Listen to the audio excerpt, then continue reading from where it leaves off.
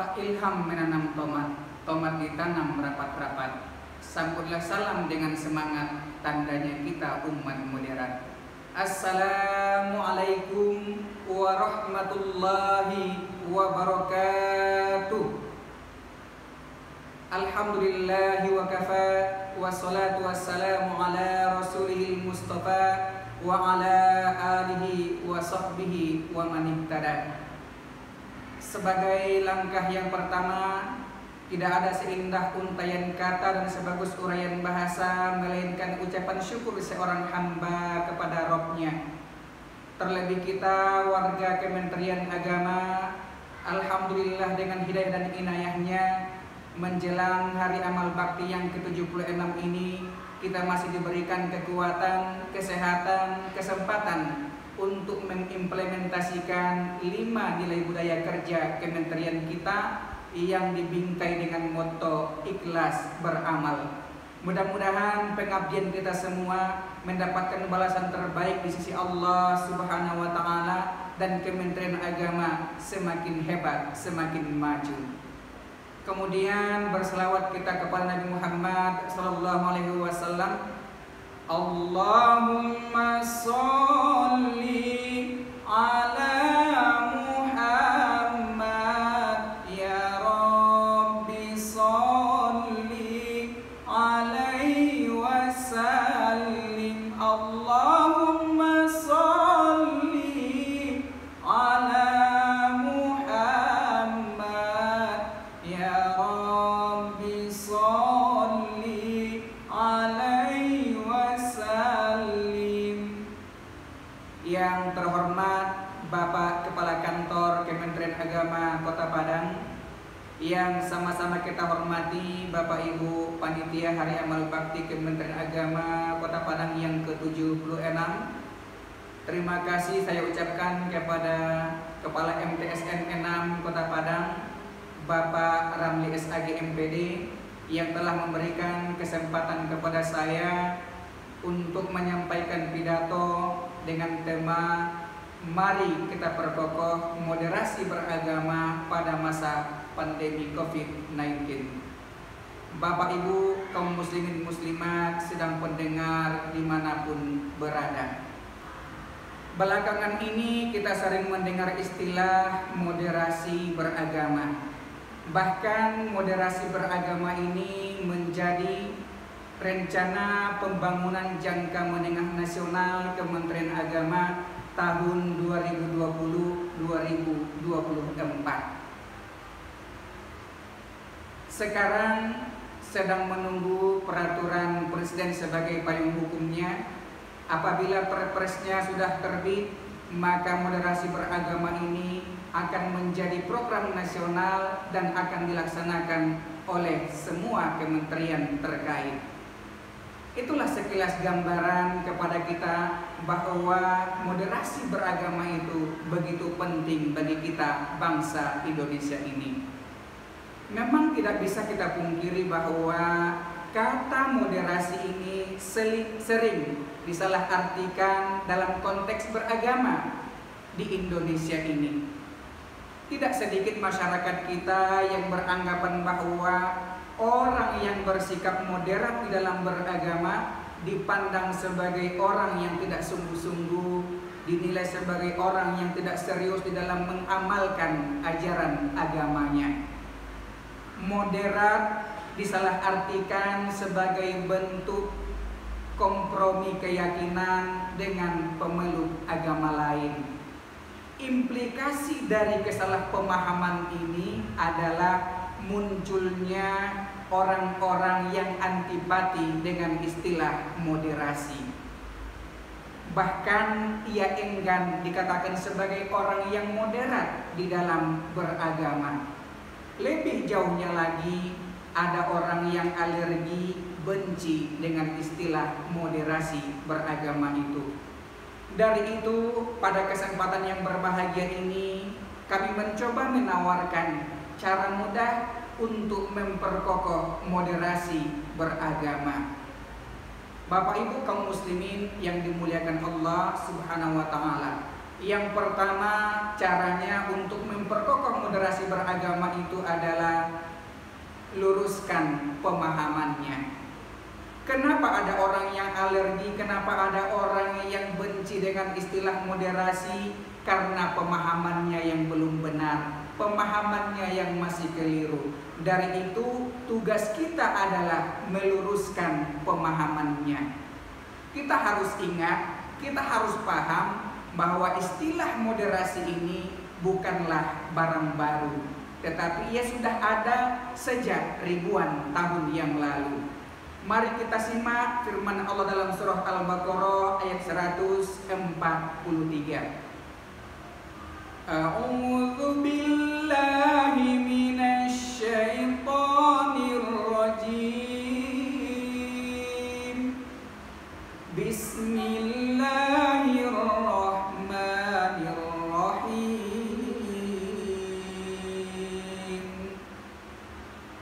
Wa kadzalika ja'alnakum ummatan wasatan litakunu syuhada'a 'alan nas wa yakuna ar-rasulu 'alaikum syahida.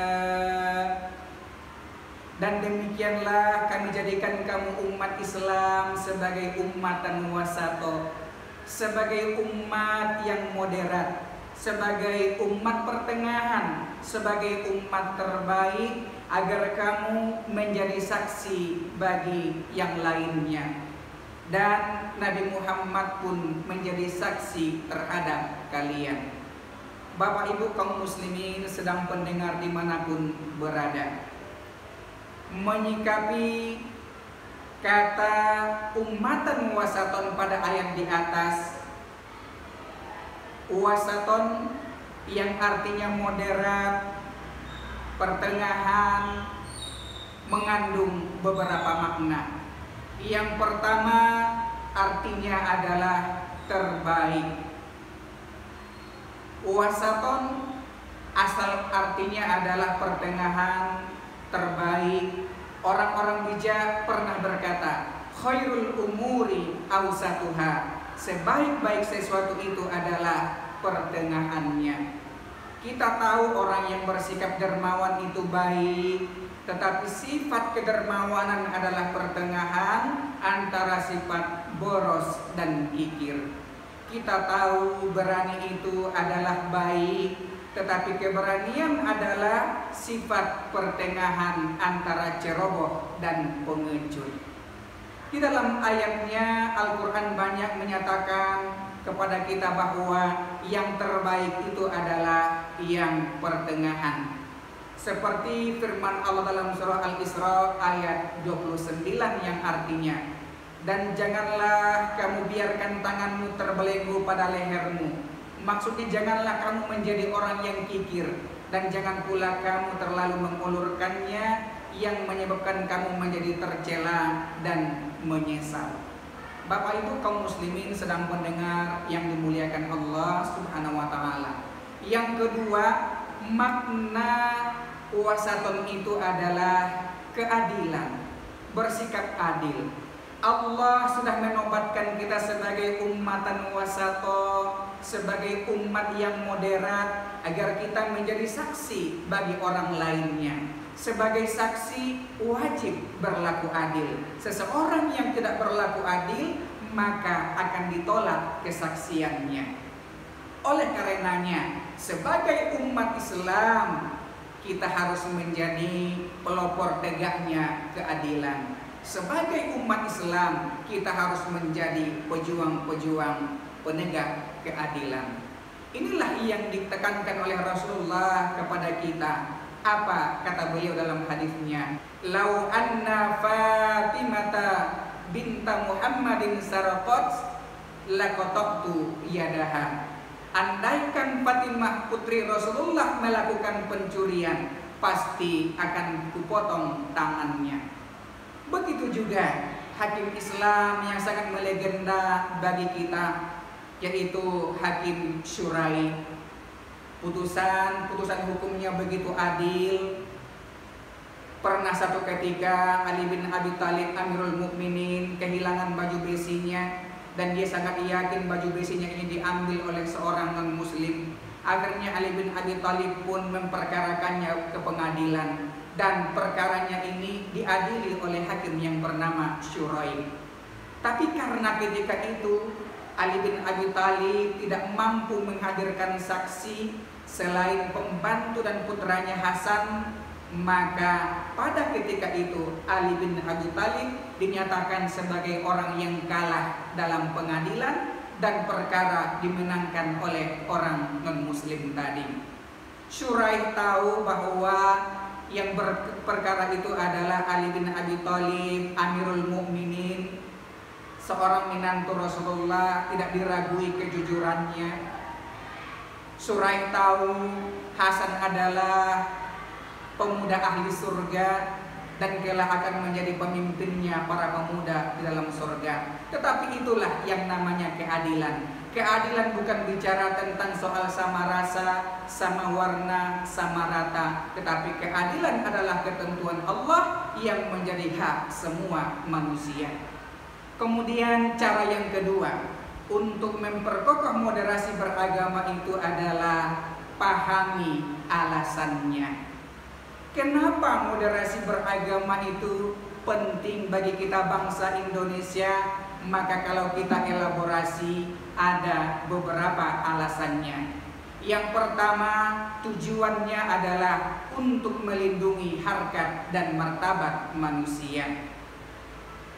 Manusia adalah makhluk ciptaan Allah yang paling mulia, yang paling sempurna. Dari itu wajib dilindungi harkat dan martabatnya, harus dilindungi jiwanya, tidak boleh dizalimi, tidak boleh disakiti, apalagi dihilangkan nyawanya. Oleh karenanya Islam datang memberikan ajaran penuh kedamaian, persatuan, bukan pecah belah, adu domba, provokasi, ekstremisasi, dan sebagainya. Oleh karenanya salah satu esensi agama Islam itu adalah maqasidus syariah, itu adalah hifdzun nafs, melindungi jiwa manusia. Satu jiwa yang dihilangkan maka sesungguhnya sama saja ia telah menghilangkan nyawa sekalian manusia. Dari itu penting kita jaga, kita hadirkan moderasi beragama ini di tengah-tengah kehidupan kita, agar bisa dipastikan bahwa agama kembali berperan seperti ketentuannya, yaitu untuk melindungi harkat dan martabat manusia. Kemudian yang kedua, alasannya kenapa penting moderasi beragama itu adalah untuk menjaga keberagaman kita di Indonesia. Kita bangsa Indonesia ini terdiri dari bermacam-macam suku, bermacam-macam bahasa, bermacam-macam golongan. Oleh karenanya, sesuai dengan perkembangan zaman, kecanggihan teknologi, perkembangan teknologi, maka persoalan kehidupan kita pun semakin kompleks. Persoalan permasalahan kita semakin banyak.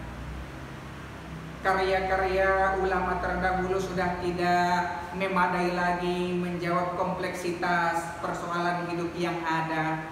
Begitu juga teks-teks keagamaan menjadi multitafsir, menjadi banyak pemahaman, semakin banyak perbedaan. Tetapi hari ini tidak sedikit juga di antara manusia yang mengeksploitasi ajaran agama demi kepentingan hawa nafsunya dan hasrat politiknya. Akibatnya apa? Sebagian orang menjadi tidak seimbang di dalam memahami ajaran agamanya. Sebagian orang menjadi fanatik terhadap perbedaan. Seseorang terkadang menganggap kebenaran itu hanya versinya sendiri. Versi orang lain itu semuanya salah, sesat. Yang paling benar itu adalah yang sesuai dengan selera dan keinginannya. Maka perlu kehadiran moderasi beragama ini agar kita bisa menerima perbedaan. Karena ada sebagian orang kebenaran itu hanya yang paling sesuai dengan hasrat hawa nafsunya dan kepentingan politiknya. Kalau istilahnya kita, inilah yang disebut dengan istilah tua-tua keladi.